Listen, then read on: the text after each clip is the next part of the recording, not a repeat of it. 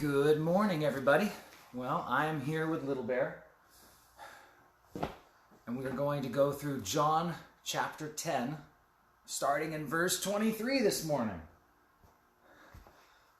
My Little Bear. He's got to sit up where he can watch. Okay, there, I got him set. So, yesterday we got through one verse, which I think it was a good verse, and I think it was good stuff we got through. But all that said, we are going to go back, and I'll just read verse 22 again. And so it says, "Now it was the Feast of Dedication in Jerusalem, and it was winter." So all right, listeners, what was the Feast of Dedication? The Feast of Dedication today, we know it as... Someone's better be typing. In the words of Adam Sandler, the C is silent in Hanukkah. It's not pronounced Chanukah. Okay, I know someone was typing the answer in. So anyway, moving on. Verse 23, "And Jesus walked in the temple in Solomon's porch, and the Jews surrounded him and said, 'How long do you keep us in doubt? If you are the Christ, tell us plainly.'" Thank you, Sandy. Yeah, see, she was coming along. So, I think there's a delay too. I'm sure you guys were seeing this. Anyway, focusing on the text. So Solomon's porch, big area where people would gather together and just have conversations, discuss teachings. Rabbis would come, people would gather. It was in the outer section of the courts where the Gentiles and all the people could gather. And so basically they're just saying, hey, if you're the Christ, which is the Greek for the Hebrew word Mashiach or Messiah, so if you're the Messiah, tell us plainly. Can you just tell us if you're the Messiah or not? And so Jesus says in verse 25, "I told you, and you do not believe. The works that I do in my Father's name, they bear witness of me. But you do not believe because you are not of my sheep.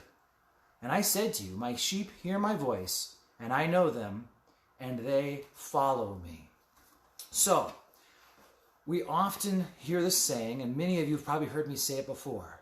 People are screaming, "Show us, and then we'll believe." And God is saying, believe, and then you will see. People want signs. They want evidence. But I'll tell you what, I have had some lengthy arguments with people. And I know enough about the Bible and history and all that kind of stuff. You would think if someone was really wanting to be shown, I would think I would have enough evidence to show them. Yet, it's never enough. You see, people who aren't God's sheep, they're not looking for evidence. They really aren't. They're just trying to defend their unbelief with excuses. Something you guys can study on your own, watch The Case for Christ, but the resurrection of Jesus, it is one of the most proving things to our story, to the gospel. And you see, the resurrection is a historical event. It is something that the Bible and other literature outside of the Bible, written by non-Christians, testify as a literal, historical event. And this is one of the challenges I've come up with.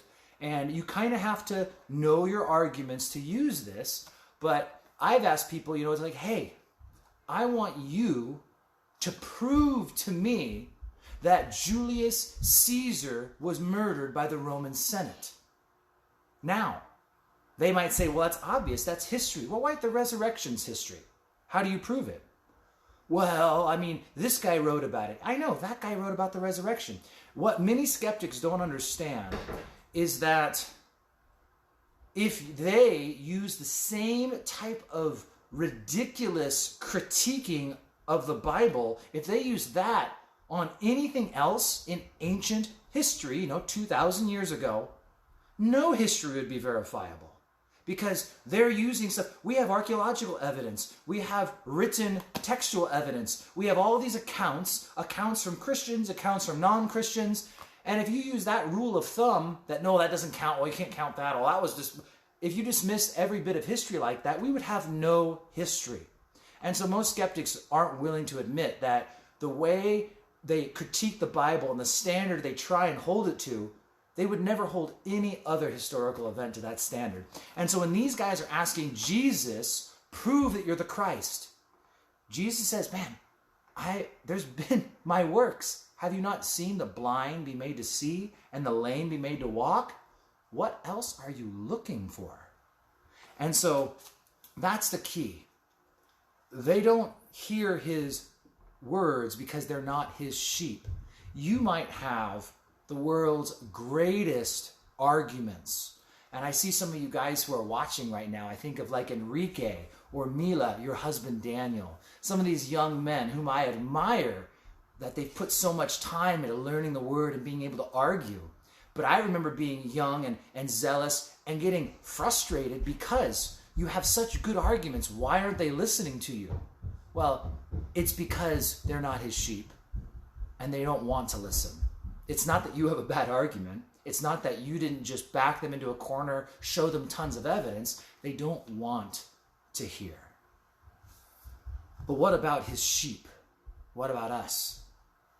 Verse 27, my sheep hear my voice, and I know them, and they follow me, and I give them eternal life, and they shall never perish. Neither shall anyone snatch them out of my hand. My Father who has given them to me is greater than all, and no one is able to snatch them out of my Father's hands. I and my Father are one. So, coincidentally, God, there's no coincidences. In fact, I love the saying, the old rabbis say that coincidence is not a kosher word. Had a friend asking me about, eternal security. How do we know if we're saved and are we always saved? And so there's these big debates over this issue. And so I want to bring up two sides of this for us to consider. Firstly is this. If we have a friend who's living in sin, okay? They're living in blatant rebellion against God. At that point, I don't care what happened 8 years ago. I don't care how good their walk looked. All I care is I want to get them back into the fold of God. You see, some would say, well, you're once saved, always saved, so maybe they were a false conversion. Other people in another theological camp might say, no, they lost their salvation. I would say, I don't care. They're not walking with God. They're not abiding in the vine. I don't care where they once were. I just want them back. Now, all that said, though, I believe that we are eternally secure because Jesus can't give you eternal life if it's not going to last eternally. He uses a lot of words here that mean things. Again, I emphasized them the first time, but let's read it one more time. I give them, in verse 28, eternal life. They shall never perish. Neither shall anyone snatch them out of my hand, because my Father's greater than all, and that no one is able to snatch them from my hand. Here's the thing with your salvation. I can't tell you if you are saved. I've had people ask me to tell them that they're saved, and I say, I can't do that. It's not my job. But what are the three purposes that John wrote the epistle of 1 John? Some of the people in my discipleship class should know that. The third reason, that you may know you have eternal life. As you dig into the Word of God, you should have a great assurance of your own eternal security. And then what you need to realize is no sin you're able to commit is more powerful than the blood of Jesus Christ. You see, there's a lot of list of sins that without the blood of Jesus, they're damning. Really, all sins are damning without the blood of Jesus. And so we were talking about things like in the book of Revelation, it says that if you mess up the words, if you take away from the book of God's writing, he'll take your name out of the book of life. But here's the thing. That's the same as lying. All liars have their part in the lake of fire. So, if you lie, you will have your name taken out of the book of life. If the blood of Jesus Christ doesn't wash away that sin of lying. If you take away from the book of Revelation, but repent of your sins, and then turn to Jesus, his blood will cover that. We even talked about one that's really controversial, especially these days that we live in, the mark of the beast. You know, a lot of people say that if you take the mark of the beast, you can't be saved. And that's partly true, because if you lie, you can't be saved. If you murder, you cannot be saved. Any sin, you cannot be saved unless you repent and turn to Jesus. And so, people say, well, in the book of Revelation, it says that this is what's going to happen to those who take the beast. Right, but in chapter 21, later in the book of Revelation, later in the timeline, it also says the cowardly, unbelieving, abominable murderers, sexual immoral, sorcerers, idolaters, and all liars will have their part in the lake of fire. So, any of those things, the cowardly, murderers, liars, they're all going to have the part in the lake of fire if they're not covered by the blood of Jesus. And if your sins are covered by the blood of the Lamb, every time Satan, the deceiver, wants to make you feel kicked down and beat up, like you've sinned too much, you've gone too far, you need to stop for a second and ask yourself, are you even capable of performing any act that is more powerful than the blood of God poured out for you? Think about that. I mean, I could do the most wicked of sins, but those sins are nothing in comparison to the blood of Jesus Christ. Now, obviously it would hurt my Father for me to do those things, but like my own children, my own toddlers, they do the most wicked of things. They hit, they kick, they scream, they make my living room dirty. And that's a sin. But I don't ever take it as an act of not loving me. In fact, even if my little children look me in the eyes and say, I hate you, I don't love you anymore. Even me, as God puts it and Jesus put it, an earthly evil father know how to give good gifts. I'm an evil father compared to God. And yet I could look at my kid when they say they hate me and I go, you're so stubborn, little one. I love you. And that's the way our Heavenly Father looks at us. It's a good reminder. Now, he can't overlook sin. And sin will be punished. Every sin ever committed will be punished. And it'll either be punished in eternity, in hell, on those who reject him, or it'll be laid upon Jesus Christ on the cross.